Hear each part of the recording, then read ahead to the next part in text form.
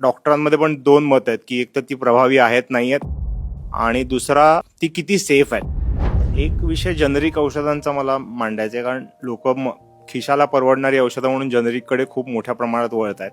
मोठ्या कंपन्या त्यांची औषधं तुलनेने बऱ्याच रेग्युलेटरी अथॉरिटीकडनं ती पास होऊन येतात किंवा जेनरिक औषधांबद्दल एकतर डॉक्टरांमध्ये पण दोन मत आहेत की एक तर ती प्रभावी आहेत नाही आहेत हा एक भाग आणि दुसरा ती किती सेफ आहेत. तर FDA म्हणून FDA जेनरिक औषध जे अप्रूव्ड आहेत ते सेफच असतात. कारण जेनरिक औषध म्हणजे काय, तुमचे इंटेलेक्च्युअल प्रॉपर्टी राईट काढून घेतलेले आहेत, यू कॅन मेक इट. त्याआधी काय दिले की तुमचा इंटेलेक्च्युअल पिरियड बाजूला गेला की त्याच्यानंतर तुम्हाला बनवता येतील. जसं तुमचा स्केल वाढतो त्याच्यामुळे त्याची कॉस्टिंग कमी होते.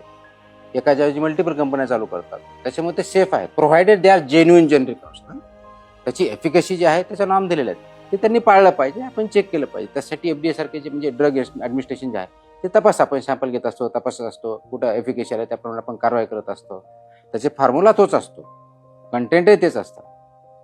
त्याच्यामुळं ते जेनरिक औषधं वाईट आहेत असं नाही आहे. त्याचं इम्प्लिमेंटेशन योग्य होतं किंवा योग्य होतं हा विषय असू शकतो, पण तो फक्त जेनरिक बद्दलच नाही तर नॉर्मल औषधाबद्दल IPI याच्याबद्दल तोच लागू होतो.